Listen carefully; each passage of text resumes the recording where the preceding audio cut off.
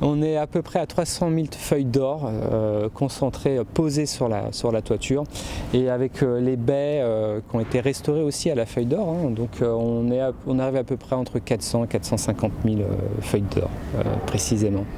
Donc ça c'est vrai que c'est magnifique, puisqu'on avait perdu ce décor depuis plus de 2 siècles, hein, voire 3.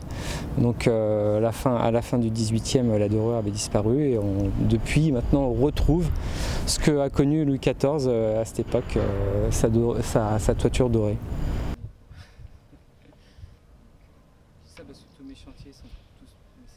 Vous voyez, là on est en train de terminer le pavage de la cour basse de la chapelle dans des conditions optimales, hein. Donc voilà, on n'a pas de nuisance de bruit, pas de poussière, pas de visiteurs, donc on est vraiment, je dirais, d'une simplicité pour finir ce chantier. On est dans un monde idéal, malheureusement pour notre château qui a besoin de retrouver ses visiteurs quand même.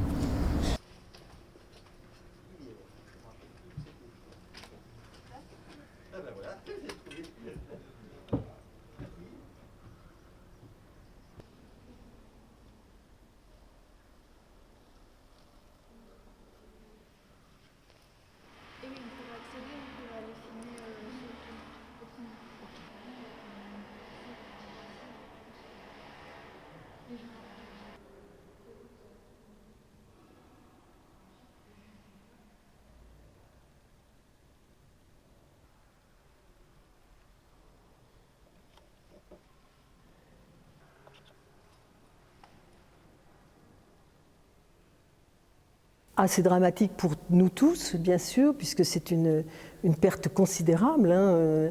La perte pour le château de Versailles en 2020 était de 70 millions. Donc ce sont évidemment des pertes qui semblent astronomiques, mais d'ailleurs c'est vrai pour les grands lieux comme le château de Versailles et pour les petits, pour les grandes scènes de théâtre et les petites.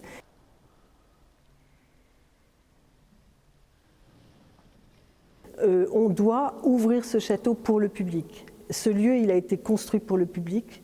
Louis XIV l'a voulu ainsi, et au fond, c'est un contresens de penser qu'il puisse être vide. Et aujourd'hui, je crois qu'on a besoin que les visiteurs reviennent. On a besoin qu'ils soient à nouveau confrontés à ce patrimoine qui, alors le mot est galvaudé, mais oui, il est unique au monde. Et donc, on attend nos visiteurs. Et encore une fois, on respectera tous les protocoles